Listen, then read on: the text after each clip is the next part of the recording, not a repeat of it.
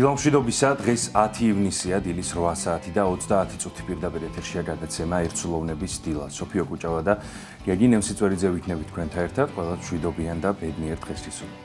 ბედნიერ და ნაყოფიერ დღეს გისურვებთ, რაც შეეხება დღევანდელ გადაცემას, თუ რაზე შევაჩერებთ თქვენს ყურადღებას, ამას ოდნავ მოგვიანებით მომგახსენებთ. ახლა კი ნახოთ საეკლესიო კალენდარი და ერთად შევიტყოთ, თუ რომელ წმინდანებს იხსენიებს დღეს წმინდა მართლმადიდებელი სამოციქულო ეკლესია.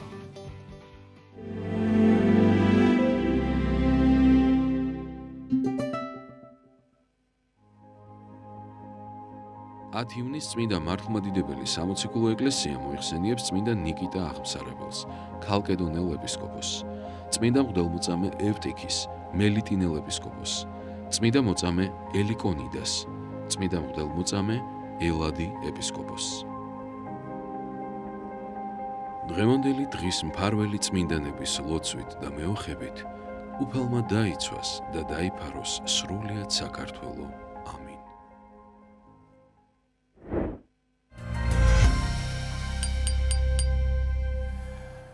ყველაზე გილოცავთ დღევანდელი წმინდანების ხსენების დღეს და გადაცემის ანონსს გაგაცნობთ მე და სოფიო ერთად. ჩვენი გადაცემის პირველი სტუმარია საერმეზე მდებარე წმინდა გრიგოლ ხანძთელის სახელობის ტაძრის მღვდელმსახური დეკანოზი იაკობ მუჯირი. მოძღვართან ერთად ვისაუბრებთ თემაზე საეკლესიო საკითხავები.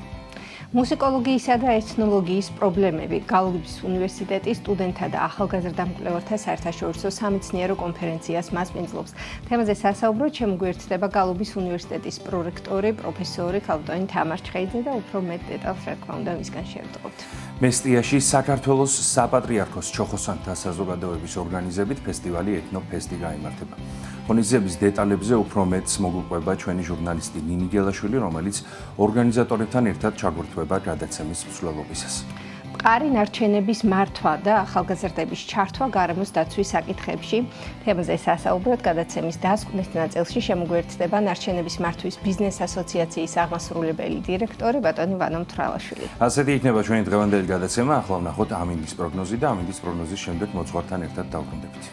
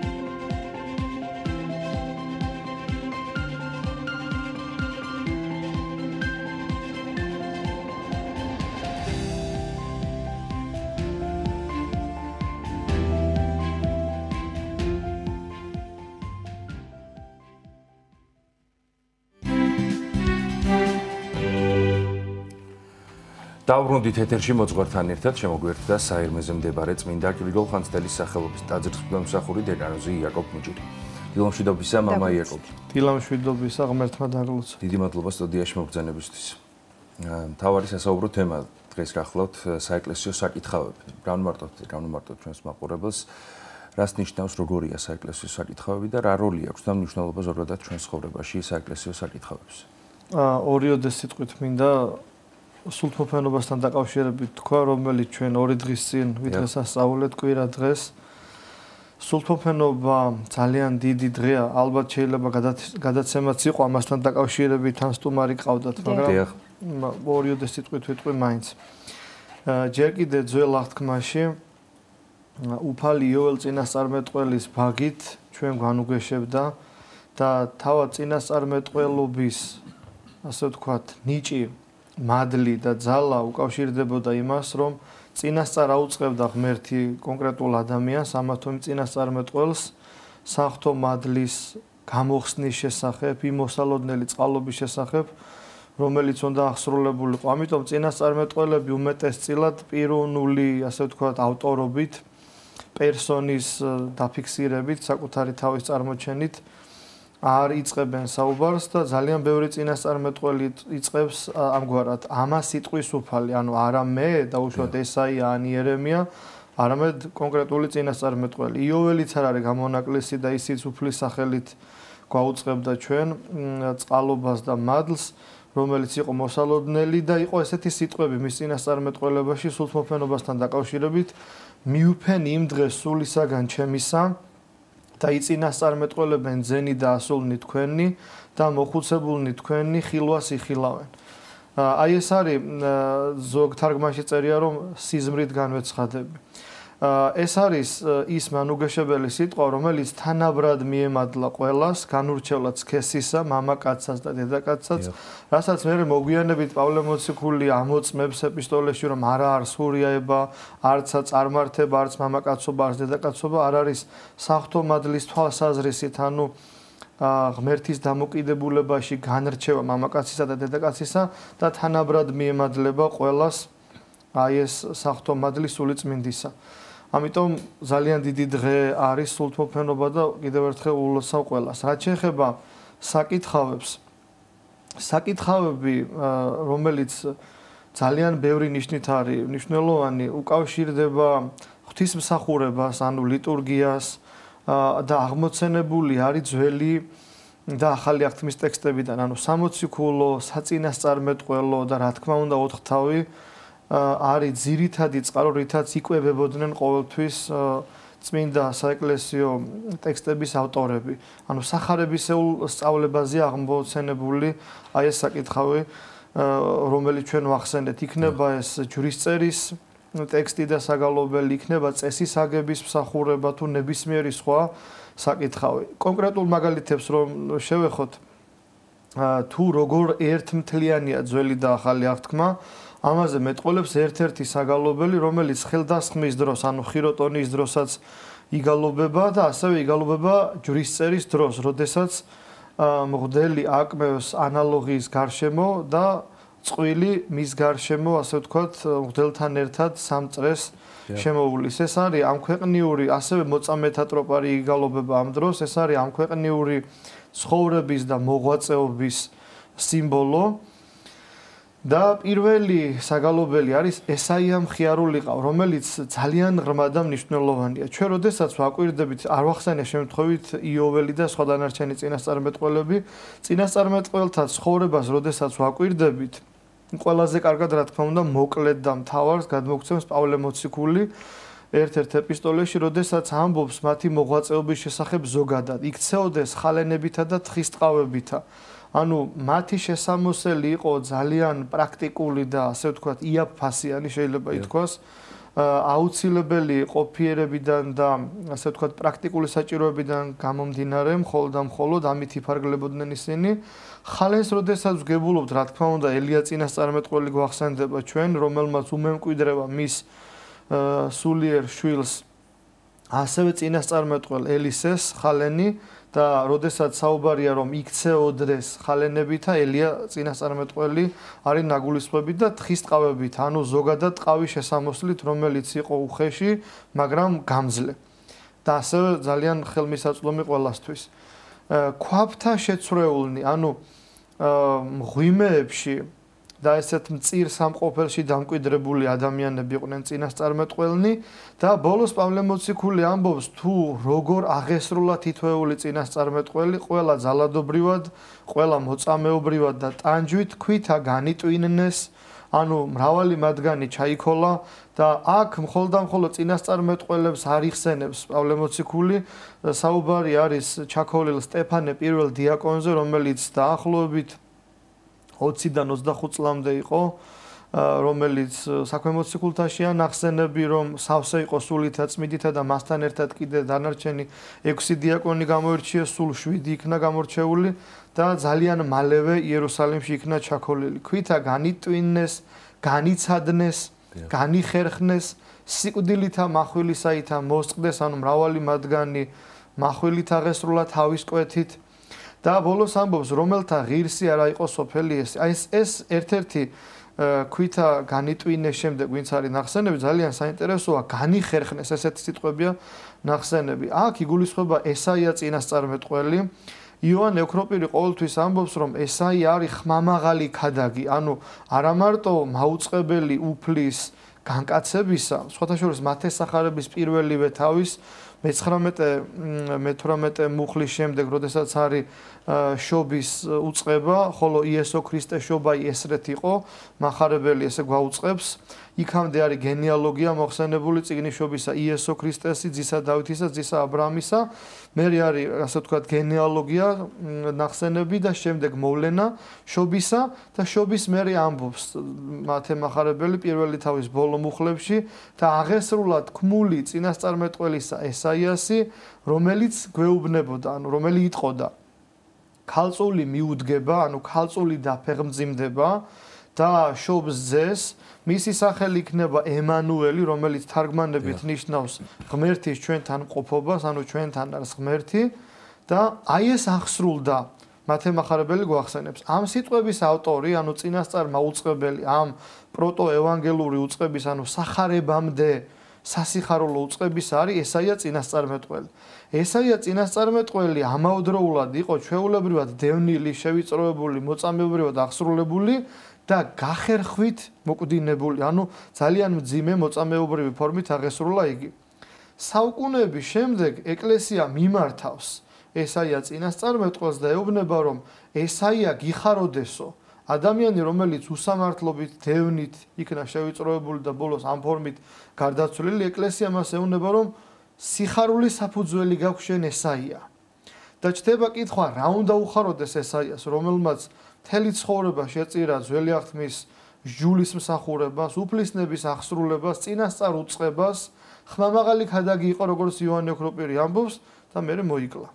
ესაიას უნდა უხაროდეს ის, რაც მთელი ცხოვრების მანძილზე მან იქადაგა, რასაც ცხოვრება მიუძღვნა და რაც ყველაზე მთავარი თქვა, რომ ქრისტე განკაცდებოდა, ქალწულისაგან იშვებოდა, რომ ჩვენთან ღმერთი იქნებოდა, ანუ ემანუელი ეწოდებოდა მას, ეს აღსრულდა. და ნახეთ როგორი სიტყვებია საგალობელში, ქალწულმან მუცლად იღო, ანუ რასაც შენ ამბობდი, რომ ქალწული მიუდგებოდა, ანუ დაფეხმძიმდებოდა, ასე მოხდა.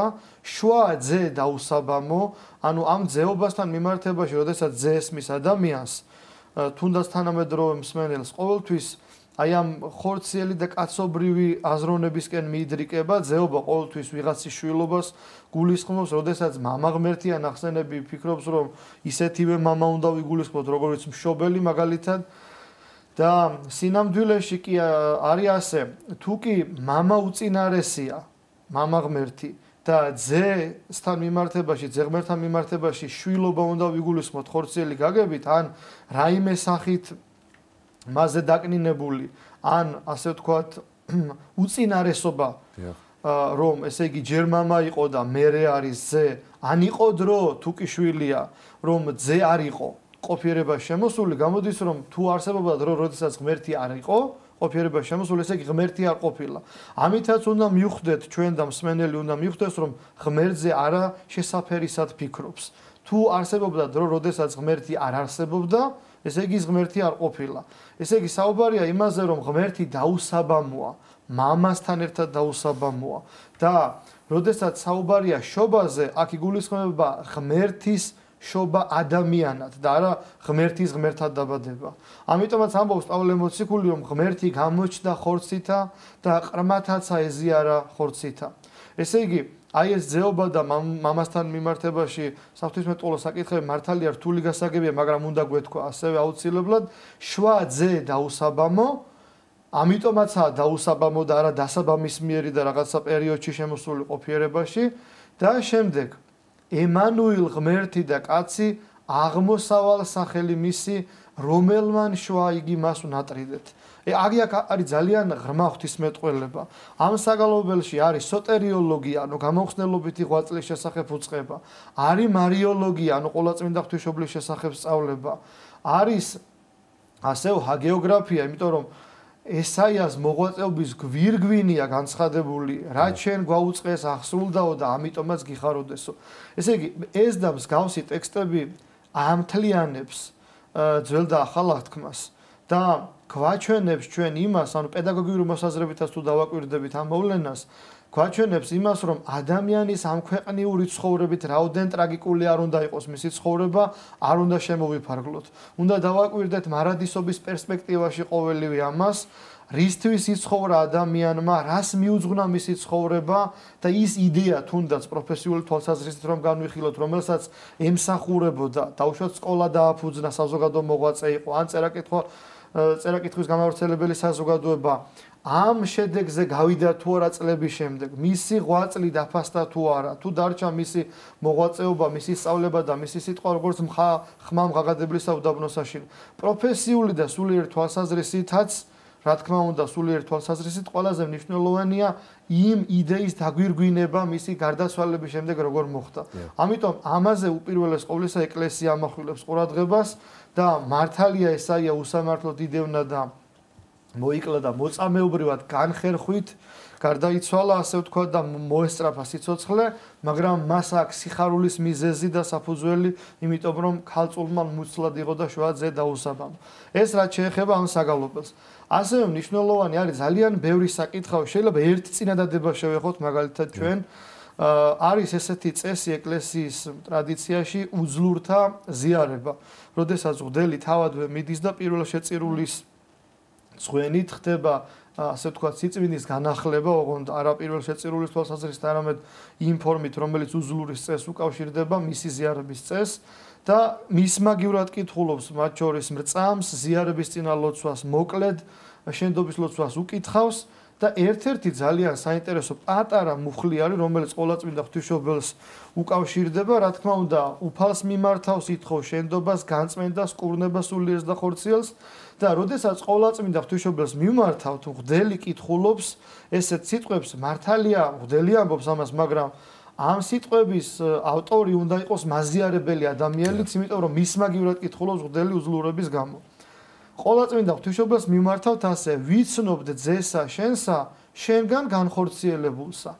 მეტი არაფერი არ წერია ყოვლადწმინდა ღვთისმშობელთან მიმართებაში და ქრისტესთან მიმართებაში. ესე იგი, რამხელა კადნიერება და რამხელა სიღრმე ამ სიტყვებში, რომ ყოველი მაზიარებელი ადამიანი რამხელა პასუხისმგებლობის მქონეა, როდესაც მე ვითხოვ ზიარებას, ყოვლადწმინდა სიხსთან და ხორცთან მიახლებას, მე სამისოთ უნდა მქონდეს კადნიერება საფუძველი იმისა, რომ ვიცნობდე ქრისტეს.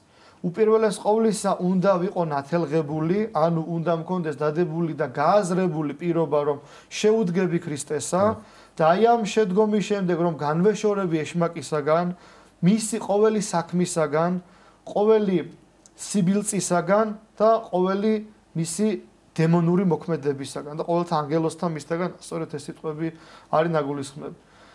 და ამის შემდეგ მე მაქვს უფლება რომ ვთქვა, რომ ვიცნობ ყოვლადწმინდა ღვთისმშობლისაგან განკაცებულ ძეს და სიცოცხლის ბოლოს თუ სიცოცხლის ბოლო თუ არ არის აუცილებლად ნაგულისხმები, არამედ უძლურების სარეცელზე მყოფი ღმერთო ღირსი გამხადე შენი ყოვლადწმინდა დედის მეოხებით, შენი წმინდა სისხლისა და ხორცის ზიარებისა. ეს არის ძალიან მნიშვნელოვანი, იმიტომ რომ ეხლა ჩვენ ვახსენეთ, რომ ყველა ეს საკითხავი არის დაკავშირებული სახარებისეულ სწავლებასთან და მისგანა აღმოცენებული. ჩვენ ვიცით თიკნებისა და კრავების სიგავის სახარებაში 10 ქალწულის სიგავი, სადაც უფალი ამბობს არ გიცნობთ თქვენ. და უფალი ამ იგაური სახის მეტყველებით ჩვენ მიგვანიშნებს იმაზე, რომ გვაქვს ვალდებულება მას ვიცნობდეთ. დიახ. და მიუხედავად იმისა, რომ შეიძლება ვიყოთ ქალწული ან უბიწო ცხოვრების მქონე, შეიძლება ვიყოთ სულელები, ანუ მთავარის და მნიშვნელოვანის არ მქონე.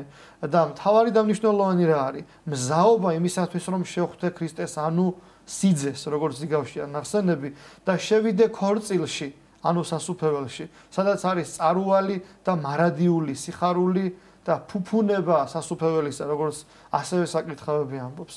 ეს რაც შეეხება უძლურის, ასე ვთქვათ, ზიარების წესს. ასევე მნიშვნელოვანი არის კიდევ წესისაგების ერთ-ერთი ტექსტი. თუ ჩვენ წმინდა წერილი არ ვიცით, თუნდაც ანდრია კრიტელის კანონი, იმდენი ძველი აღთმის პერსონა და პიროვნება გახსენებული, რომ ვემსგავსე ლამექს ორცოლიანობით, თუ კი ეს არ ვიცი ძველი აღთმიდან, არ ვიცი რომელ ლამექზეა საუბარი და რომელ ორცოლზეა საუბარი. ამიტომ ცილა და ადა იყო მისი ორი ცოლი, რომელიც არის ორი, ასე ვთქვათ, მხარე ადამიანში ალექსანდრიული სკოლის განმარტებით და ერთი არის დადებითი, ანუ ასე ვთქვათ, კეთილი ხმა, რასაც ფსიქოლოგებიც აღიარებენ, მეორე არის უარყოფითი ხმა, რომელიც ჩვენ კარნახობს და ასე ვთქვათ, ხანდახან ზეგავლენ აქვს ჩვენ არჩევანზე. და ეს ორცოლიანობა პირველი პირია, პირველი ადამიანია კაცობრიობის ისტორიაში, ლამექი, რომელმაც ორი ცოლი შეირთო და აი ეს მისი ორი ცოლი ამ ორი ხმის სიმბოლოა შეიძლება ითქვას. ასევე ლამექი არის ადამიანი, რომელმაც მოაკვდინა ადამიანი, ანუ ხელი აღმართა მასზე და მისი სიცოცხლე მოასწრაფა და ის ამბობს მის ორ ცოლს მიმართავს ისმინეთ ლამექის ცოლებო მოვკალი კაცი. აი ამ სიტყვასთან დაკავშირებით არის ორი განმარტება. ერთი არის ის, რომ ეს არ იყო სინანული, ეს იყო ცოდვით დატრაბახება, ანუ ის ასე ვთქვათ თავს იწონებს იმით, რომ ადამიანი სიცოცხლე ადამიანს მოუსწრაფა სიცოცხლე. მეორე განმარტებით ეს არის პირველი სინანულის ერთ-ერთი პირველი სინანულის საგალობელი, რომლითაც საჯაროდ აღიარებს მის შეცოდებას მათ შორის ცოლების წინაშე და ძველ აღთქმაში ქალთან შესწომის აღიარება ძალიან ისეთი არატრადიციული მოვლენა იყო. ამიტომ თუ ლამექი არ ვიცი ბუნებრივი ანდრია კრიტელში ხსენებულ ლამექს და სხვა მრავალ პიროვნებას არ ვიცნობ და არ მესმის რაზეა საუბარი. რაც შეეხება წესისაგებას და დიდპანაშვიდს, იქ არის ესეთი სიტყვები: გზა უჭურვილთა და შეჭურვილთა საფლავ არა მარხველთა. აი ძალიან გაუგებარი ეს სიტყვები კონტექსტუალურად თუ არ გავიაზრებთ. რომელ გზაზეა საუბარი, ვინ არის შეჭურველი და ვინ არის უჭურველი და ვინ არის ის, ვინც საფლავს გვამში არ ვინც ასე ვთქვათ, გვამს ანუ სხეულს საფლავში არ მარხავდა. და ძალიან დაკვირვება ჭირდება ამ და ბევრ ტექსტს და ასევე წმინდა წერილის ცოდნა. ესე იგი, უჭურვილი არის ისრაელიერი, რომელსაც ასე ვთქვათ, სამხედრო აღჭურვილობა არ ქონდა.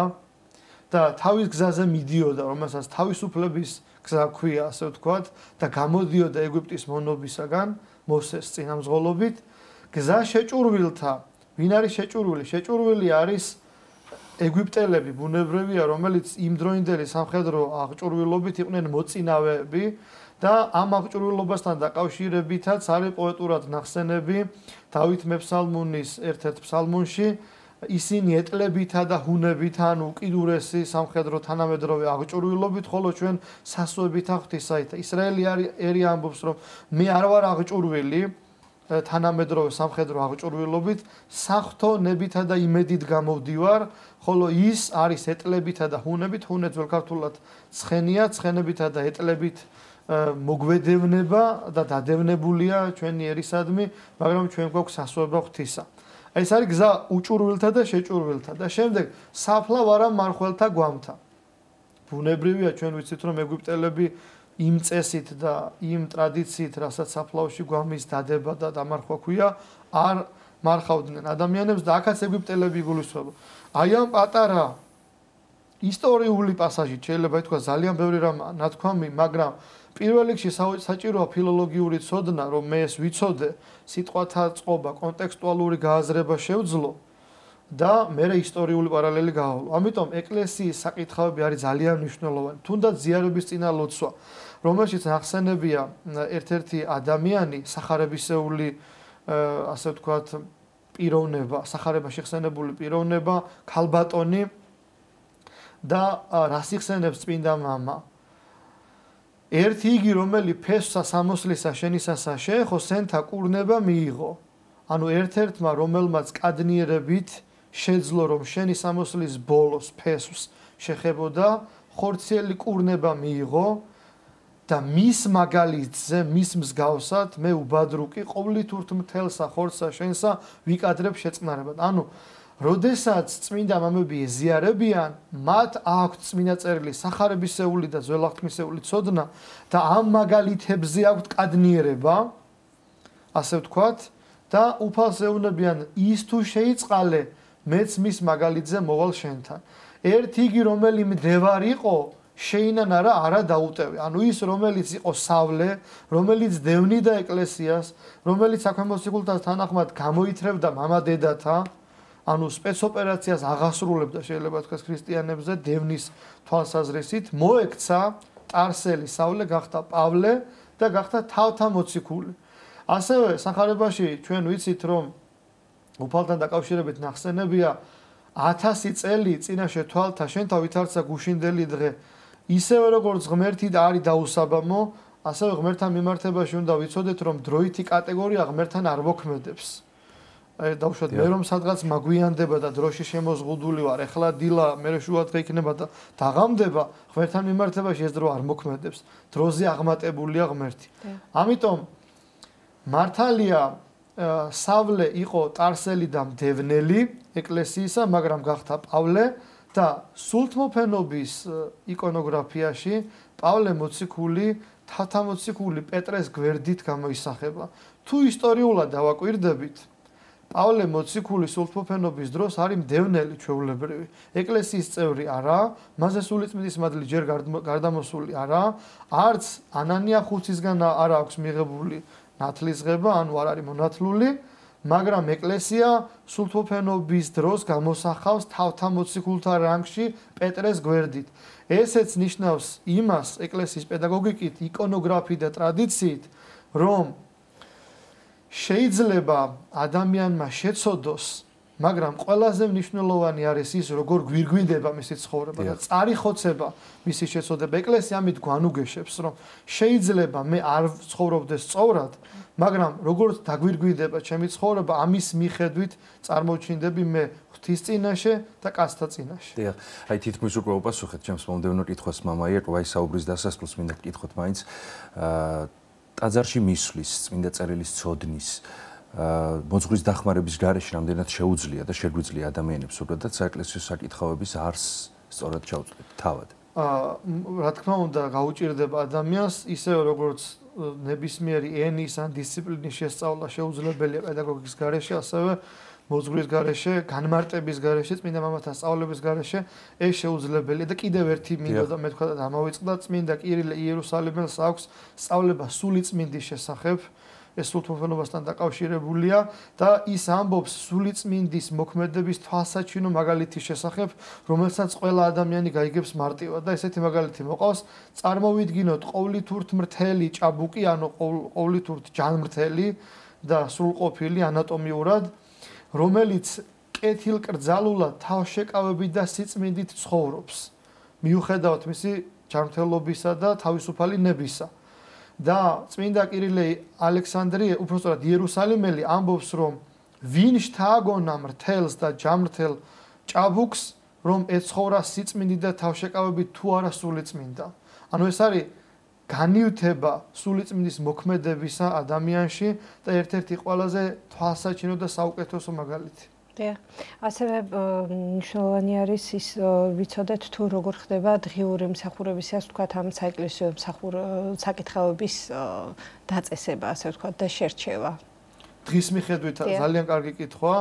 რა თქმა უნდა, თემატურია ყოველთვის ნებისმიერი საკითხავი მიცვალებულთა მსახურების დროს სახარება არის შესაბამისი, და 60 კულუარი შესაბამისი სულთოფენობასთან დაკავშირებით რა თქმა უნდა იკითხება საქმე მოციქულთა, რომელიც იხსენებს ამ დღეს, რომ მოციქულნი იყვნენ შეკრებილნი შიშისათვის 200-ასა კართა ხშულთა, ანუ დახურულ კარს მიღმა არიან ისინი და უფრო მეტიც მეორე სართულზე არიან აღთეს ქორსა ნახსენებია, როგორ დაადგრა მათ სულიწმინდის მადლი ცეცხლის ენების სახით და ამეტყველდნენ სხვადასხვა ენაზე და განმარტების თანახმად ეს ნიშნავს არა მარტო უცხო ენის ფლობას და ვერბალურად გადმოცემას და კომუნიკაციის საშუალებას სხვა ადამიანებთან, არამედ აქ იგულისხმება მისიონერული მოღვაწეობისადმი კურთხევა, რომ ყველა ადამიანს ინდივიდუალურად დაელაპარაკოს, ადაპტირებულად შეიძლება ითქვას, მოღვაწე იქნება ეს სასულიერო პირი, დიაკონი, მღვდელი თუ მღვდელმთავარი და ამიტომაც ამბობს ყოველი მოციქული ყოველთა თანა ყოველი ვიყო, რათა ყოველი შევიძინო, ანუ შევმატო ქრისტეს ეკლესიას, იმიტომ რომ ქრისტე ამბობს სხვანიცაც ხოვარდნი მიდგან, რომელნი არ არიან ამის ეზოსაგან. იგინიცა ჯერ არიან მოყვანება ჩემდა. ძალიან დიდი მადლობა საინტერესო საუბრისთვის, ძალიან მშვიდობებით მამა იაკობ. საერმეზე მდებარე წმინდა გრიგოლ ხანძთელის სახელობის ტაძრის მღვდელმსახური დეკანოზი იაკობ მუჯირი იყო ჩვენი სტუდიის სტუმარი. 9 საათი ერთ აღავლინო თბილისიდადებელი ლოცვა და დაგიბრუნდებით გადაცემის სხვა სტუმრებთან ერთად.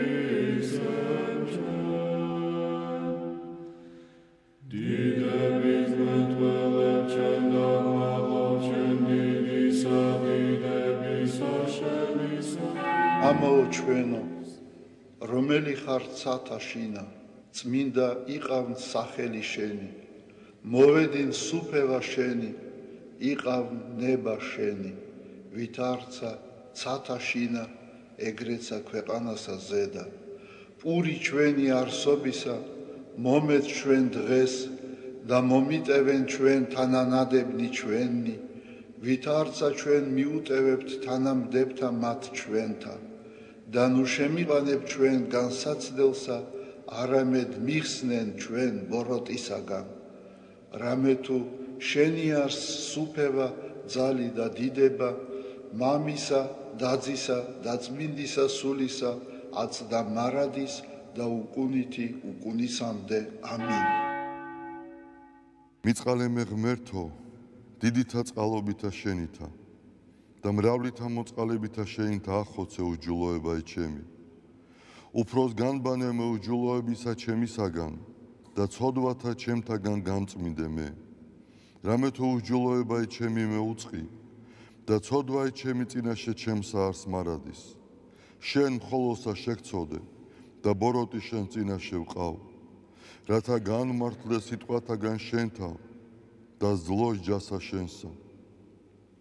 რამე თუ ესერა უჯულოებათა შინა მიუდგა და ცოდვათა შინა მშამე დედამან ჩემა.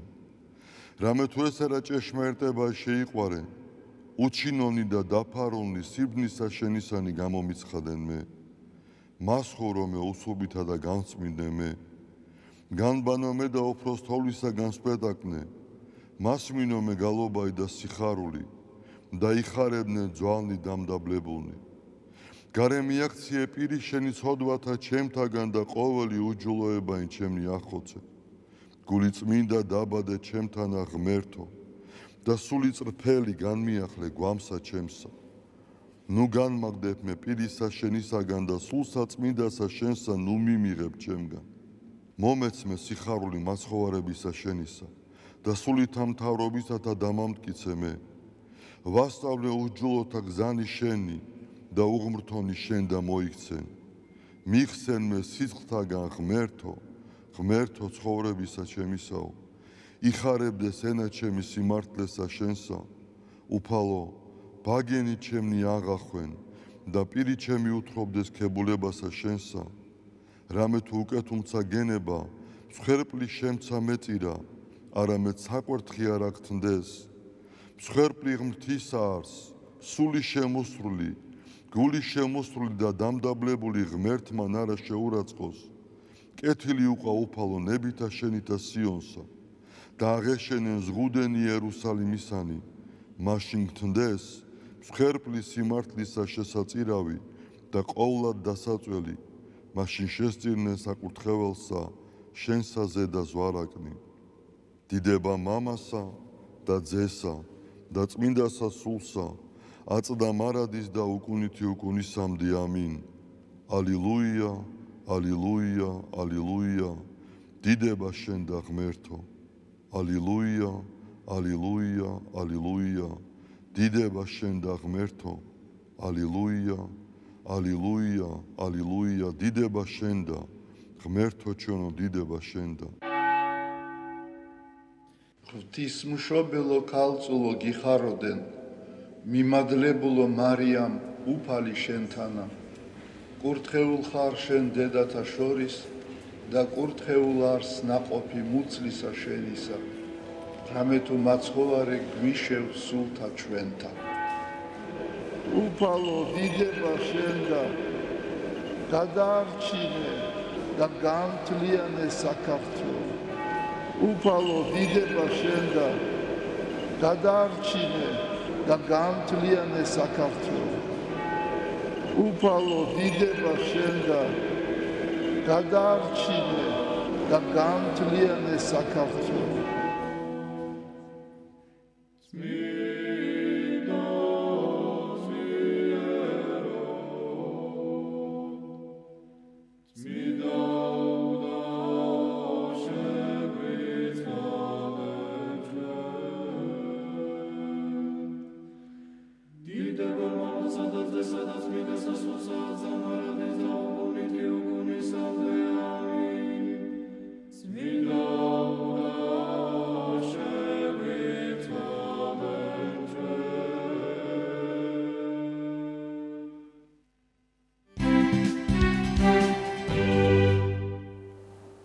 დილა მშვიდობის ამათ ვინც ახლა შემოგვიერთდა, გეტყვით რომ ეთერშია ერთსულუნების დილა, გეგნევს წერძესთან და სოფიო გუჭავასთან ერთად სიამოვნებით წარმოგიდგენთ დღევანდელი გადაცემის სტუმარს, მანამდე კი შეგახსენებთ თემას მუსიკოლოგიისა და ეთნოლოგიის პრობლემები, გალობის უნივერსიტეტის სტუდენტთა და ახალგაზრდა მკვლევართა საერთაშორისო სამეცნიერო კონფერენციას მასპინძლობს. თემაზე სასაუბროდ კი შემოგვიერთდა გალობის უნივერსიტეტის პრორექტორი, პროფესორი თამარ ჩხეიძე. დილა მშვიდობის, მადლობა მოგახსენებთ მომწანებისთვის, კაპიტანი თამარ. დიდი მადლობა მოწვევისთვის, მივესალმები მსმენელს, მაყურებელს. მადლობას გიხდით. კაპიტანი თამარ, სამეცნიერო კონფერენცია, რომელიც წელს პირველად არის საერთაშორისო სტატუსით, რომელიც უკვე 10 წელია, რაც იმართება და ეს არის შემთხვევა, როდესაც უკვე ორდღიანი არის გამომდინარე იქიდან, რომ მონაწილეთა რაოდენობა საკმაოდ ბევრია. მოდით მანამდე ჯერ ისტორიას გადავხედოთ, თუ როგორ ჩამოყალიბდა, როგორ განვითარდა შემდგომ და როგორ მივედით იქამდე, რომ შეიძინა საერთაშორისო სტატუსი. დიდი მადლობა. კონფერენცია მოგეხსენებათ ეძღვნება ცნობილი ქართველი მუსიკის მცოდნის მანა ანდრიაძის ხსოვნას. ქალბატონი მანანას მნიშვნელობა ქართული მუსიკოლოგიის, კერძოდ საეკლესიო მუსიკოლოგიის განვითარებაში არის ძალიან დიდი, ძალიან მნიშვნელოვანი. მან შეიძლება ითქვას, რომ სამეცნიერო სკოლა ჩამოაყალიბა და ჩვენ მისი ხსოვნის საპატივსაცემად იმისთვის, რომ დავაფასოთ მისი ღვაწლი, ვცდილობთ, რომ ახალგაზრდა თაობასაც გადავცეთ ამ მეცნიერის მნიშვნელობის შესახებ ცოდნა და შეუწყოთ ხელი მეორეს მხრივ სამეცნიერო კონფერენციის ჩატარებით მათი სამეცნიერო უნარების გამოვლენას თუ განვითარებას. ეს კონფერენცია, როგორც თქვენ ბრძანეთ უკვე წლებია, 10 წელია ხორციელდება. თავდაპირველად იგი წელიწად გამოშვები თბილისის სახელმწიფო კონსერვატორიაში, 1 წლის შემდეგ გალობის უნივერსიტეტში ტარდებოდა და იყო ესეთი ერთობლივი ღონისძიება. იმ ეტაპზე გალობის უნივერსიტეტის სტუდენტთა სამეცნიერო პოტენციალი არ იყო იმდენად ძლიერი და 10 წლის განმავლობაში კი სტუდენტების ეს უნარები უფრო მეტად განვითარდა და შესაძლებელი გახდა უკვე უნივერსიტეტის ბაზაზე გაგრძელებულიყო აი ეს ჩვენთვის ძალიან მნიშვნელოვანი კონფერენცია, ჩვენთვის ობიექტურად ვამბობ მუსიკოსებისთვის, ვინაიდან ჩვენ ვართ მიმდევრები და მადლიერები მანა ანდრიაძისა მისი გაკვალული გზის, მისი ღვაწლის და პირადად მე მისი აღზრდილი ვარ და მე კიდევ ესეთი განსაკუთრებული დამოკიდებულება და განსაკუთრებული ეს მეკუთვნის მისი ხსოვნის უკდავსაყოფად. წლევანდელ სამეცნიერო კონფერენციას რაც შეეხება როგორია დღის წესრიგი რომ უთხრათ მაყურებელს გუშინ დაიწყო და დღეს დასრულდება როგორც ვიცით. თქვენ სწორად აღნიშნეთ რომ მონაწილეთა რაოდენობა განაპირობა რომ ორდღიანი ყოფილიყო წინა წლების გამოცდილებამ გვიჩვენა რომ ერთი დღის ფარგლებში ხდებოდა სესიის ჩატარება, კონფერენციის მოხსენებების გაცნობა და რაც ძალიან მნიშვნელოვანია ამ კონფერენციის თავისებურება გახლავთ ის რომ დასასრულს ხდება მონაწილის საუკეთესო მონაწილის გამოვლენა და მას გადაეცემა მანა ანდრიაძის სახელობის დიპლომი და მცირეოდენი ფულადი ჯილდოც, რომელიც ოჯახის მიერ არის დაწესებული. ქავტან თამარ, ვინაიდან თქვით, რომ არის წელს შეიძინა საერთაშორისო სტატუსი, ალბათ ყველას დაინტერესებს თუ ვინ იღებს მონაწილეობას და ვინ გამოთქვა სურვილი, რომ ჩართულიყო სამეცნიერო კონფერენციაში. უნივერსიტეტის ერთ-ერთი პრიორიტეტი არის საერთაშორისო კავშირების გაღრმავება. ჩვენ მიმდინარე წელს ძალიან ინტენსიურად ვიმუშავეთ სხვადასხვა მიმართულებით. ერთ-ერთი გახლავთ აღმოსავლეთ ფინეთის უნივერსიტეტთან მემორანდუმის გაფორმება და სწორედ სამეცნიერო მიმართულებით მათთან კავშირების გაღრმავება და სხვათა შორის დღეს გაემგზავრნენ ფინეთში ჩვენი ფაკულტეტის დეკანი, რომელიც მიიღებს მონაწილეობას და ასევე ჩვენი ორი სტუდენტი, რომელთა აბსტრაქტები იქნა გაგზავნილი და ისინი მიწვეულები არიან. ფინეთიდანაც უნდა მიეღო მონაწილეობა ერთ-ერთ წარმომადგენელს, მაგრამ რა ჯანმრთელობის პრობლემამ შეუშალა ხელი და სამწუხაროდ ის ვერ ჩაერთა, მაგრამ არის სამი მონაწილე. ერთი ირანიდან არის მუსიკოსი, რომელიც თურქეთის ტექნიკური უნივერსიტეტის მუსიკოლოგიის ასეთ უნივერსიტეტში არის ეს მიმართულება. და ასევე სხვა უნივერსიტეტიდან კიდევ არის ორი მონაწილე ძალიან აქტუალური თემებით. მოგეხსენებათ, რომ გარკვეული შეზღუდვები არსებობს ირანში მუსიკოსების ასე ვთქვათ, შემოქმედებით მოღვაწეობასთან დაკავშირებით და აი ამ პრობლემატიკას ეხება. მე ასევე მინდა შევეხო მრავალფეროვნებას, მოხსენებებისა, თემატიკას, რომელიც წარმოდგენილი გახლავთ ჩვენს კონფერენციაზე. აქ რასაკვირველია, ძირითადი ნაწილი ეთმობა სტუდენტთა და ახალგაზრდა მკვლევართა ყურადღება ეთმობა ეთნომუსიკოლოგიის, საეკლესიო მუსიკის მიმართულებით, საეკლესიო გალობისა და ხალხური სიმღერის პრობლემატიკას და თემატიკას, მაგრამ ამავდროულად ძალიან გამდიდრა ჩვენი კონფერენცია ასევე თბილისის სახელმწიფო კონსერვატორიის სტუდენტების ბაკალავრებისა და მაგისტრების ჩართულობამ, რომლებმაც ბაროკოს ეპოქის მუსიკის და ასევე თანამედროვე ცნობილი ქართველი საამაყო, ჩვენი საამაყო თანამემამულის კომპოზიტორის იოსებ ბარდანაშვილის თხზულებას ეძღვნება, რომელიც როკ-ოპერის ჟანრს წარმოადგენს. ასე რომ ძალიან მრავალფეროვანია თემატიკა, რაც ჩვენს სტუდენტებს, რომლებიც მსმენელის სტატუსით არიან, მათი თვალსაჩინოს გაფართოებას და გამოცდილების შეძენას მათთვის ასევე ემსახურება. დიახ, და რა უწყობს ყველაზე მეტად ხელს, იმიტომ რომ წლების განმავლობაში თავისთავად როგორც თქვენ ახსენეთ, სტუდენტები უფრო მეტად განვითარდნენ და შესაბამისად უფრო მეტი საშუალება აქვთ და წვდომა ამა თუ იმ მასალებზე, ხო? რა უწყობს კიდევ ხელს ამ ყველაფერს, რომ ესე აქტიურად ჩაერთონ ამ კონფერენციებში? დიდი მადლობა ამ შეკითხვისთვის. ეხლა მომეცემა საშუალება, რომ ჩვენს უნივერსიტეტზეც ჩვენი უნივერსიტეტის წარმატებაზეც ვისაუბრო. ხელს უწყობს ალბათ ჩვენი ადმინისტრაციის დაუღალავი მუშაობა იმ მიმართულებით, რომ ახალი საგანმანათლებლო პროგრამები ჩამოვაყალიბეთ, შემდეგ აკრედიტაცია გავიარეთ და მათი წლის განმავლობაში გავიზარდეთ. ჩვენ შეიძლება ითქვას, რომ ნამდვილად დაუღალავად ვშრომობთ იმისთვის, რომ განვავითაროთ ჩვენი პროგრამები, უფრო მიმზიდველი გავხადოთ და შედეგი ნამდვილად ვიტყვი, რომ არის სახეზე. სხვათა შორის საბაკალავრო საფეხურზე ჩვენი პროგრამები არის საშემსრულებლო პროფილის და სამეცნიერო კომპონენტი ამ საბაკალავრო პროგრამაზე არის შედარებით ნაკლები, ვიდრე სამაგისტრო პროგრამაზე. სამაგისტრო პროგრამა სწორედ მისი მიზანია მეცნიერ მკვლევარის ჩამოყალიბება. საბაკალავრო პროგრამაზე კი შემსრულებელის ლოტვა რეგენტის.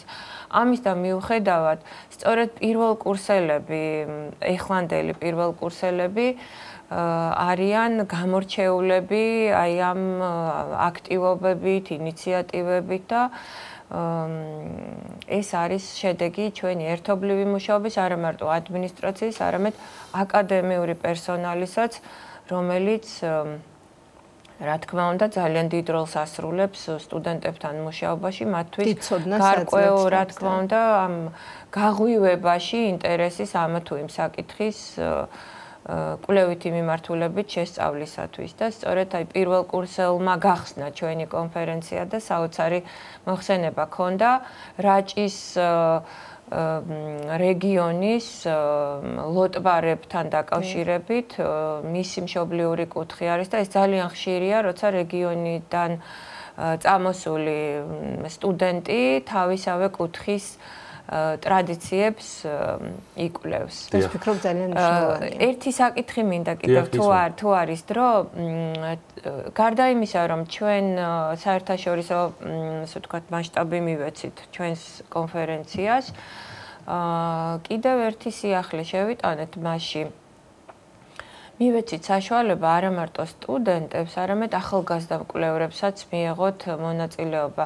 ძალიან ხშირი იყო მომართვიანობა, სტუდენტის სტატუსი მათ არ ჰქონდათ და არადა ასაკით ისინი აი ახალი დამთავრებული ჰქონდათ უნივერსიტეტი და ინტერესი კი ჰქონდათ, კვლევას აგრძელებენ, მოღვაწეობას აგრძელებენ და ჩართულობის სურვილი იყო, ამიტომ ჩვენ ვფიქრობთ, რომ ასეც გავაგრძელებთ სტუდენტთა და ახალგაზრდა მეცნიერთა სამეცნიერო კონფერენცია, რომელიც ყოველთვის მიეძღვნება ქართველი მუსიკის მცოდნის პროფესორი მანა ანდრიაძის საუბარს. აი ჩვენი საუბრის ბოლოს რომ შევაჯამოთ ჩვენი დღევანდელი შეხვედრა, ძალიან მნიშვნელოვანი საინტერესო სახელი აქვს სამეცნიერო კონფერენციას მუსიკოლოგიისა და ეთნოლოგიის პრობლემები. აი ზოგადად რა პრობლემა დგას ამ კუთხით და თალობის უნივერსიტეტზე საუბრობდით ამ კუთხით კიდევ შეგვიძლია რომ გავაგრძელოთ როგორ აგვარებს შესანიშნავად და მაღალ აკადემიურ დონეზე თალობის უნივერსიტეტი ამა თუ იმ პრობლემას რაც დგას დღევანდელ თანამედროვე ეპოქაში. ზოგადად უნდა აღინიშნოს, რომ მუსიკოლოგიის მიმართულებას ძალიან სერიოზული მხარდაჭერა ესაჭიროება. ეხა ეს მიმართულება საქართველოს სხვადასხვა საგანმანათლებლო დაწესებულებებში მრავლად არის თქო, ვერ ვიტყვი, ამ თვალსაზრისით ლიდერი იყო და აგრძელებს თბილისის სახელმწიფო კონსერვატორია, მაგრამ ბოლო წლებში აი მუსიკოლოგიის მიმართულებაზე სტუდენტების ნაკლებობა შეინიშნება. მაგრამ რაც შეეხება ტრადიციული მუსიკის მიმართულებით კვლევას, ქართული საეკლესიო გალობისა და ფოლკლორის მიმართულებით პირიქით, რაც ძალიან სასიხარულოა, რომ ჩვენი ეროვნული საგანძურისადმი ინტერესი ბოლო წლებში არის გაზრდილი. მე ვიტყოდი, რომ ალბათ წვლილი აქ საკმაოდ დიდი არის, არ ვიქნები მოკრძალებული გალობის უნივერსიტეტისა.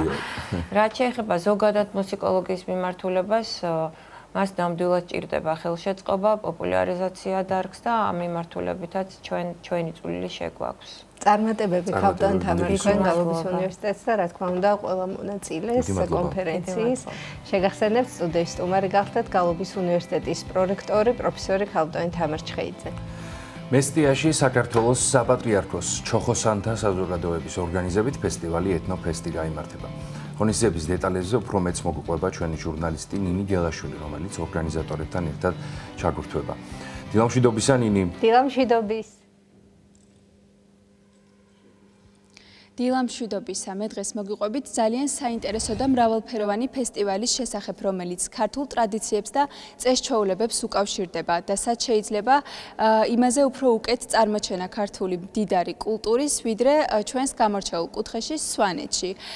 მესტიისა და ზემო სვანეთის ეპარქიის მიტროპოლიტ ილარიონის ლოცვა-კურთხევით და საქართველოს საპატრიარქოს ჩოხოსანთა საზოგადოების ორგანიზებით პირველად მესტიაში ეთნოფესტივალი გაიმართება. ამის შესახებ უფრო ვრცლად თავად ორგანიზატორები მოგვიყვებიან. ჩემთან ერთად ახლა იმყოფება საქართველოს საპატრიარქოს ჩოხოსანთა საზოგადოების თავმჯდომარის მოადგილე ბატონი ზვიად სეხნიაშვილი. მოგესალმებით. მოგვიყევით, საიდან დაიბადა ფესტივალის იდეა და რა მიზანს ემსახურება? მოგეხსენებათ, ქართული კულტურა როგორი უნიკალური და მრავალფეროვანია და ჩვენ ყოველთვის გვსურდა და გვინდოდა რომ უფრო ჩვენი მოღვაწეობით, ასე ვთქვათ, უფრო მასშტაბური სახე მიგვეცა ამისთვის და განგვეხორციელებინა მსგავსი პროექტი, რაც ითვალისწინებს მკაცრად ქართულ, მხოლოდ და მხოლოდ ქართულ პროგრამას, რასაკვირველია ჩვენ პატივს ვცემთ ყველა სხვა ერების კულტურას, მაგრამ ამ შემთხვევაში გვინდა რომ ეთნოფესტივალი ყოფილიყო მხოლოდ და მხოლოდ ქართული. და განსაკუთრების აღშუძღესი ისაა, რომ ეს ფესტივალი არ იქნება ასე ვთქვათ, ერთჯერადი ის გაგრძელდება და ბოლოში ფესტივალის დასაწყისს აინთება სადღესასწაულო ჩირაღდანი, როგორც ქართველთა ერთობის სიმბოლო დაახლოებით ასე და ის გადაეცემა სხვა ეპარქიას, სადაც ჩატარდება შემდგომი ფესტივალი. მოკლედ მიზანი განსაკუთრებით ის არის, რომ ჩვენმა ახალგაზრდობამ კიდევ უფრო უკეთ შეიცნოს და ასე ვთქვათ, გაისიგრძე განოს ის კულტურული პასეულებები და ღირებულებები, რომლებიც ჩვენმა სულ კურთხევლმა წინაპრებმა თავიანთი სისხლის ფასად მოიტანეს ჩვენამდე. აქედან გამომდინარე, სწორედ ამ სულისკვეთებით უნდა აღიზარდოს ჩვენი მომავალი თაობა. ფესტივალზე მხოლოდ ფოლკლორი, ქორეოგრაფია და საგამოფენო სივრცე არ არის დაგეგმილი, აქ განსაკუთრებით ხაზგასასმელია ის, რომ გაიმართება ლექცია, სემინარები, სამშობლოს მცოდნეობის სასწავლო კურსის ფარგლებში, სადაც მოგეხსენებათ ჩვენმა პატრიარქმა როგორც ჩამოაყალიბა ღმერთის სამშობლო ადამიანის ქართული იდეა და ამ იდეის გარშემო გვინდა ვიტრიალოთ და მომავალ თაობას, რომლებიც თავად ფესტივალის მონაწილეები არიან, გავაცნოთ ამ იდეის არსი. კი ბატონო. როგორც თქვენ აღნიშნეთ, ფესტივალის შემდეგ გადაინაცვლებს სხვა ეპარქიაში, ასევე თუ იგეგმება რომ ტრადიციული ხასიათი მიიღოს და შემდეგ უკვე საერთაშორისო. თავისთავად ცხადია, ჩვენ გვინდა რომ ყველა ეპარქიაში იყოს ესეთი ფესტივალები, მომდევნო რამდენადაც ვიცი უკვე დაგეგმილია. უბრალოდ ჩვენ დიდი სურვილია რომ მომდევნო უკვე გაიმართოს ქვემო ქართლში, ბოლნისის ეპარქიაში, მეუფე ეფრემის ლოცვა-კურთხევით. და შემდეგ სხვა საქართველოს სხვა კუთხეებში დიდი ძალა ექნება ამას, მე თუ მკითხავთ, იმიტომ რომ ქართული სულის ზემი ყველა ეპარქიაში ეს იქნება კიდევ ერთხელ ჩვენი კულტურის წარმოჩინება და სუფთა ქართულად ამის გაკეთება, რასაც ქვია აი უნიკალური მართლა ჩვენი ქართული ფესვების და სულის აღორძინება იმ ადგილებში, სადაც მოკლედ ეს დაგეგმილი გვაქვს. ძალიან დიდი მადლობა. წარმატებებს გისურვებთ. ჩემთან ერთად ასევე იმყოფება საქართველოს საპატრიარქოს ჩოხოსანთა საზოგადოების კულტურის მიმართულების ხელმძღვანელი ქალბატონი მაკა ტატულაშვილი. მოგესალმებით ქალბატონო მაკა. როგორც ბატონმა ზვიადმა აღნიშნა, საკმაოდ მრავალფეროვანი პროგრამა აქვს ფესტივალს და უფრო ვრცლად რომ გითხრათ, კონკრეტულად რა ღონისძიებები არის დაგეგმილი? დაგეგმილი არის სასცენო მიმართულება და საგამოფენო სივრცე. სასცენო მიმართულებით არის ქართული გალობა, ქართული ქორეოგრაფია, ფოლკლორი და საგამოფენო სივრცეში წარმოადგენს მთელი საქართველოს მასშტაბით ეთნოკულტურულ მემკვიდრეობას. იქნება მასტერკლასები, გამოფენა გაყიდვა იქნება და რაც თავარია კიდე ქართული სამზარეულო სვანეთის ულამაზესი ადგილას გაიმართება სვანეთის ტრადიციული სამზარეულოს წარმოჩინება და მასტერკლასები. უღრმესი მადლობა, ძალიან დიდ წარმატებას გისურვებთ. ქართული ცეკვა, სიმღერა, გალობა, რეწვის და ხელოვნების სხვადასხვა ნიმუშის გამოფენა, ქართული ტრადიციული კერძების დაგემოვნება. ყოველივე ამას თქვენ ეთნოფესტივალზე იხილავთ, რომელიც მესტიაში 13, 14 და 15 ივნისს გაიმართება. დიდი მადლობა ჩვენ ჟურნალისტ ნინი გელაშვილს, რომელიც ურთიებოდა პირდაპირ ეთერში, ვაგრძელებთ გადაცემას, მყარი ნარჩენების მართვა, ახალგაზრდების ჩართვა გარემოს დაცვის საკითხებში, თემაზე სასაუბროთ შემოგვიერთდა ნარჩენების მართვის ბიზნეს ასოციაციის აღმასრულებელი დირექტორი ბატონი ვანო მთვრალაშვილი. მშვიდობისა ბატონო ვანო, დიდი მადლობა თქვენთან მოგზაურობისთვის. მადლობა მოწვევისთვის. ბუნებრივია ძალიან ხშირად გვიწევს საუბარი, რაც დგას ზოგადად მსოფლიოში პრობლემა ამა თუ იმ მიმართულებით გარემოს დაცვის საკითხებში. რა პრობლემები დგას დღეს, დღევანდელი დღის მნიშვნელობაზე რომ ვისაუბროთ, რამდენად მნიშვნელოვანია ახალგაზრდების, ზოგადად საზოგადოების ჩართულობა, რომ ბევრმა ადამიანმა იცოდეს, რა უნდა გააკეთოს, როგორ უნდა დაიცვას საკუთარი გარემო ამ კუთხით, როგორ გვარდება ეს პრობლემა. კიდევ ერთხელ მოგესალმებით, მივესალმებით თქვენს მაყურებელს, ზოგადად გარემოს დაცვა ადამიანის ჯანმრთელობა დღევანდელი ეპოქის ერთ-ერთი ალბათ კრიტიკულად მნიშვნელოვანი აქტუალური საკითხი არის მთელი მსოფლიოსთვის, მათ შორის ჩვენი ქვეყნისთვის. საქართველოში მინდა გითხრათ, რომ ის პროექტი, რომელიც წარმოებლის გაფართოებული ვალდებულების ორგანიზაციების დაფუძნებით დაიწყო, ეს ნიშნავს, რომ ბიზნესი უშუალოდ ერთ-ერთი შეიძლება ითქვას თავარი დამაბინძურებელი ჩართულია პროცესში, იმ პროცესში, რასაც ნარჩენების მართვა ქვია და ამ შემთხვევაში მინდა გითხრათ, რომ ჩვენი კომპანია წარმოადგენს იმ ჯგუფს, რომელიც დაფუძნებული არის 8 მსხვილი ჯგუფის მიერ და დღეს აერთიანებს სადღაც 500-მდე ბიზნეს ჯგუფს, რომელიც ამ პროცესშია ჩართული და თქვენ გამოწვევები ახსენეთ. ერთ-ერთი მთავარი გამოწვევა არის საზოგადოებრივი ცნობიერების ნაკლებობა ამ მიმართულებით, სამწუხაროდ ესე არის, უნდა ეს ვაღიაროთ, იმიტომ რომ რეალურად დღეს ხო პროცესი რაც უკავშირდება გარემოს დაცვას, მათ შორის ბუნების დაცვას, ხო ეს ყველაფერი მაინც გადის ცნობიერებასთან დაკავშირებულ საკითხებზე, მათ შორის ჩვენი კომპანიის განვითარების პირობებში, ხო ჩვენ ოდესაც მაგალითად გასული წელს სადღაც 3800 ტონამდე ნარჩენი საბურავი ამოვიღეთ, სადღაც 800 ტონამდე ნარჩენი ზეთი ამოვიღეთ, მოხდა ამის უტილიზაცია, ესე ვთქვათ, შეგროვება მთელი ქვეყნის მასშტაბით, ხო? და ასევე ჩვენი პარტნიორი კომპანიები ასევე მნიშვნელოვანი რაოდენობის მოცულობით ნარჩენებს იღებენ. ამის პარალელურად, რა თქმა უნდა, ჩვენ პრობლემები გვაქვს და საკითხი დგას ისე, რომ ნარჩენების წარმომქმნელმა, ანუ ნარჩენის წარმოქმნელი ბიზნესი იქნება, მათ შორის თუ საზოგადოებრივი ჯგუფი იქნება, სწორედ უნდა გადასცეს ნარჩენი, ანუ უნდა გადასცეს უფლებამოსილი ისეთ პირს, რომელიც შემდგომში მის ამოღებას უტილიზაციას გააკეთებს. და როდესაც მე ცნობიერებისთან დაკავშირებულ საკითხებზე საუბრობ, სწორედ ამაზეა საუბარი, როდესაც ნარჩენის წარმოქმნელი თავს არიდებს ნარჩენის გადაცემას. ეს უკვე შემდგომში განაპირობებს იმას, რომ იქნება ეგრეთ წოდებული შავი ბაზარი, იმიტომ რომ ბევრ ნარჩენს გააჩნია თავისი ფასი, ის მხოლოდ ნარჩენი არ არის ფასეული, ასევე შეიძლება ასევე ბჭყალებში თქვა ნედლეული. გამოყენებადი, რა თქმა უნდა, ნედლეულია, მაგალითად ნარჩენი ზეთისგან მიიღება ისე რომ ზეთი მისი დაწვა ხდება, ამიტომ მას თავის საბაზრო ფასი აქვს, ისე როგორც ნარჩენი აკუმულატორი და ნარჩენების წარმოქმნელები აი სწორედ აქ არის, რომ მათ სწორედ უნდა გადასცენ, ესე ვთქვათ, ისეთ ჯგუფებს, ისეთ კომპანიებს, ვინ შემდგომში მის ესე ვთქვათ სისტემურ დამუშავებას, გადაზიდვას, ტრანსპორტირებას ახორციელებს და აი ამ პროცესში რა თქმა უნდა დიდი როლი ენიჭება მათ შორის საგანმანათლებლო პროცესი.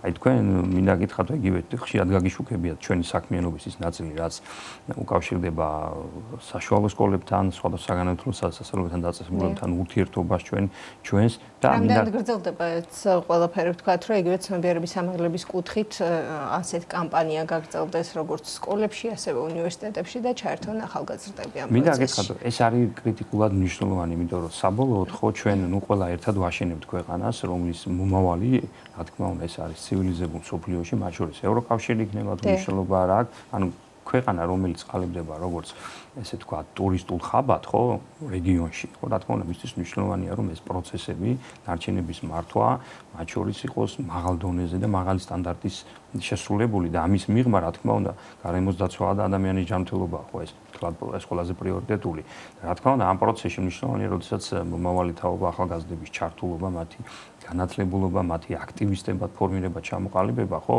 ეს არის აი ამ პროცესის, ესე თქვა, წარმატებულობის გარანტი და აქვე მინდა გითხრათ, რომ ჩვენ და საბედნიეროდ, ხო, აი სწორედ ეს თაობა, ახალგაზრდა თაობა, რომელიც საშუალო სკოლის მოსწავლეები არიან, თითქმის ყველა სკოლაში არის ეკო-კლუბი, არიან ძალიან საკმაოდ მოტივირებულები, მათი ჩართულობა არის საკმაოდ მაღალი დონის და ამის დასწორია თუნდაც ის, რომ ჩვენ ასე მეტი საშუალო სკოლა გვსტუმრობ და მათ შორის ბევრი ეს თქვა შემეცნებითი საგანმანათლებლო ესე თქვა პროცესი ჩაუყარეთ საფუძველი და ვანვითარებთ იმის მიღმა რა თქმა უნდა სახელმწიფოც აკეთებს ამას გარემოს დაცვა და სოფლის მეურნეობის საქმეზე საკმაოდ წარმატებით თუმცა რა თქმა უნდა ჩვენი როლი ჩვენი კომპანიის აი სწორედ აქაც ერთ-ერთი მნიშვნელოვანი ხაზი განვითარების ის არის რომ აი ამ პროცესში ვიყოთ საკმაოდ აქტიურები და რა თქმა უნდა საშუალო სკოლები მათ შორის ეკო-კლუბები საკმაოდ აქტიურად არიან ჩართული სხვადასხვა პროექტებში პროცესებში მონაწილეობენ სულად უანგაროდ მინდა გითხრათ ჩართული არიან იმ საკითხებში რასაც გარემოს დაცვის საკითხები ქმნიან ეხლა ჩვენი მიზანი სწორედ ეს არის და გარდა იმისა რომ ჩვენ მაგალითად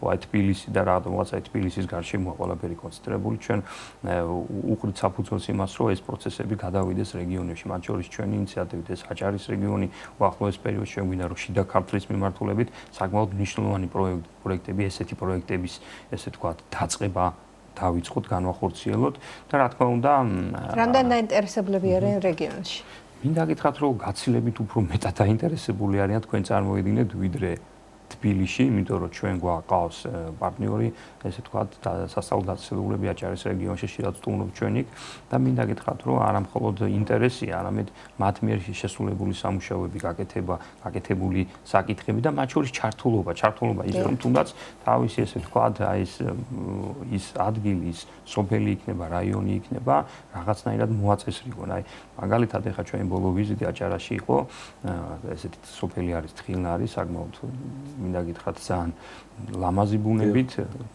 და ფაქტიურად ეს არის ხეობა, მდინარის ხეობა და იქ ადგილობრივი სკოლა, მასწავლებლები, მათ შორის სკოლის დირექტორიდან დაწყებული მოსწავლეები, ხო, ძალიან აქტიურად არიან ჩართული იმ პროცესში, რასაც მათ შორის ნარჩენების, სხვადასხვა სახის ნარჩენების მართვა ხორციელდება, იმიტომ რომ მათ ძალიან ბევრი ტურისტი სტუმრობს ზაფხულის პერიოდში და რა თქმა უნდა გარდა იმისა რომ ისინი თქვა მასპინძლობენ ამ ხალხს და ღირსეულად მეორე მხრივ რა თქმა უნდა ისინი თავის თავად უფრთხილებიან თავის ადგილს თავის გარემოს და მინდა გითხრათ რომ აი მსგავსი სახის მიდგომები არის ძალიან ბევრ რეგიონში მე გიხსენეთ შიდა ქართლი იქნება ეს ქვემო ქართლი ძალიან ბევრი ადგილი სადაც ფაქტიურად აი ეს პროცესები არის საკმაოდ აქტიურად დაწყებული და ჩვენი ჩართულობაც რა თქმა უნდა ჩვენ ვფიქრობთ რომ ჩვენი ეკო აკადემიის ესე თქვა ჩართულობით მათ შორის ჩვენი კომპანიის ჩართულობით ეს პროცესები გამოვიდა აი რა ფორმით მიმდინარეობს სკოლის მოსწავლეებთან ეს ინფორმაციული ხასიათი შეხვედრა გაქვთ ალბათ პრეზენტაციის სახით ვიდეო კოლაჟები თუ კითხვა-პასუხის რეჟიმში მიმდინარეობს მინდა გითხრათ რა ყველა ფორმის გამოყენება ხდება აქ თავარის რა თქმა უნდა ეს არის პრეზენტაციები მათ შორის ვთქვათ ჩვენ წარმოვადგენთ ასოციაციას ჩვენი ორგანიზაცია რომელსაც სპეციფიკური ნარჩენების მართვასთან დაკავშირებით გარკვეულ ნარჩენებთან დაკავშირებით მანდატი გვაქვს რომ ჩვენ ეს ნარჩენები შევაგროვოთ ამოვიღოთ ვთქვათ მისი გადამუშავება გავაკეთოთ და თავისთავად რა თქმა უნდა ამ საკითხებთან დაკავშირებით ვაძლევთ აბსოლუტურად კომპეტენტურ სწორამომწურავ ინფორმაციას ამის მიღმა რა თქმა უნდა ჩვენთვის ასევე მნიშვნელოვანია ის რომ ჩვენ მათ პრაქტიკული ხასიათის ესე ვთქვათ ინფორმაციას მივაწოდოთ ჩვენ უახლოეს პერიოდში გვეგნოთ საწარმოს შექმნა საწარმოების შექმნათ უფრო სწორად და რა თქმა უნდა ასეთი სახის ინფორმაციების მიწოდებაც მათთვის მნიშვნელოვანია მათ შორის ჩვენ ყავს მოწეული მენტორები ეს დოქტორები არიან პროფესორები კომპანიის დირექტორები პრაქტიკოსი ხალხი რომლებიც ამ პროცესში ესე თქვა არიან ჩართული სპეციალურად და ამასთან ერთად ჩვენ გვაქვს რამდენიმე ფორმატი სადაც სხვადასხვა სახის კონკურსებით კონკურსების ჩატარებით სახალისებით რა თქმა უნდა ამ პროცესების ვცდილობთ რომ ისედაც აი ჩვენ რო წარმოვიდგინოთ ხო სკოლები და ბევრი რეგიონში ეს პროცესი მიმდინარეობს. უბრალოდ ახლა საჭირო არის რომ მათ უფრო მეტი мотиваცია ჰქონდეთ. რა ნარჩენებზე არის უფრო მეტად გამახვილებული ყურადღება ბატონო, ანუ ესეც ვთქვათ ახსენეთ თქვენ ზეთი აკუმულატორები, როგორც ვიცით, საუბრობთ დაკავშირებით. პლასტიკები, ეგრეთ წოდებული პლასტიკები, ანუ ეს არის მაკულატურა, ანუ ისეთი ნარჩენი, მათ შორის ელემენტი, ბატარეები, ანუ ისეთი სახის ნარჩენები, რასთან მიმართებაშიც მინდა გითხრათ, ამას სპეციფიკური ნარჩენები ქვია, იმიტომ რომ რა თქმა უნდა არსებობს ნარჩენები, რასაც საყოფაცხოვრებო ნარჩენები ქვია, ეს ცალკე აბსოლუტურად გაყენებული საკითხია, მაგრამ ამის მიღმა არის ძალიან ბევრი ისეთი ნარჩენი, რომელიც საკმაოდ პრობლემული ნარჩენია, მათ შორის პრობლემული არის გარემოსთვის, ადამიანის ჯანმრთელობისთვის და თუ არა სიტყვაზე სკოლის პერიოდში ახალგაზრდების ჩართულობა და მათ მიერ დღესვე ამ პროცესში მონაწილეობის სურვილი, იმიტომ რომ აქედან იწყება პროცესი, ანუ ჩვენ რო წარმოვიდგინოთ პასუხისმგებლიანი მოქალაქე, რა თქმა უნდა, სკოლის პერიოდში ყალიბდება, გრძელდება მისი განვითარება და ასევე მინდა გითხრათ, რომ მათი ძალიან დიდი მნიშვნელოვანი როლია, როდესაც ის ოჯახის წევრებზე, ესე ვთქვათ,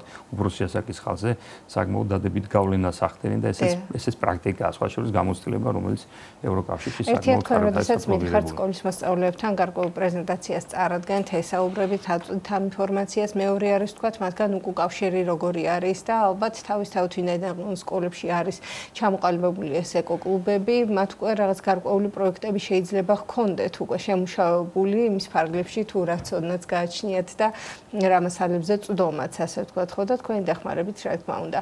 როგორი არის მათი დამოკიდებულება და მათი შეხედულებები თუ როგორ შეიძლება მოგვარდეს ესა თუ ის საკითხი ამ ნარჩენებთან? სხვათა შორის მინდა გითხრათ, რომ ძალიან ისინი უსწრებენ ძალიან ჩვენი დროის ძალიან ბევრ ასე ვთქვათ გამოწვევას, იმიტომ რომ მათ აქ აბსოლუტურად ამომწვევდა სხვადასხვა ხის ინფორმაცია, შესაბამისად აქედან გამომდინარე საკმაოდ საინტერესოა მათთან საუბარი, იმიტომ რომ ძალიან ბევრი ინოვაციური პროექტია, მიდგომები აქვთ, მიდგომებიაც საკმაოდ საინტერესო და ჩვენ ვფიქრობთ, რომ უბრალოდ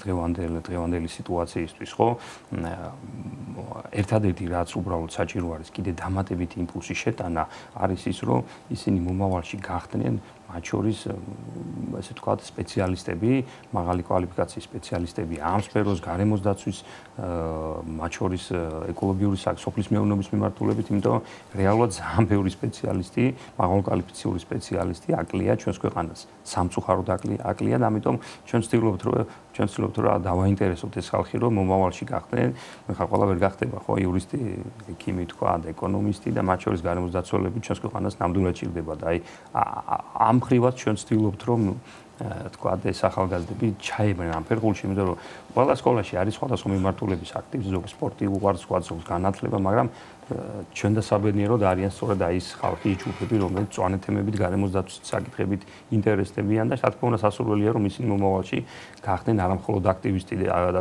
პასუხისმგებლიანი მოქალაქეები, არამედ სპეციალისტებიც და რაღაცა წარმატებები თქვენ დიდი მადლობა ბრძანებისთვის, თქვენი ჩართულობით და აქტიურობით, საზოგადოების ჩართულობით ასევე იმედია ყველაფერი გამოსწორდება ამ კუთხით და მნიშვნელოვანი წარმატებებს გისურვებთ.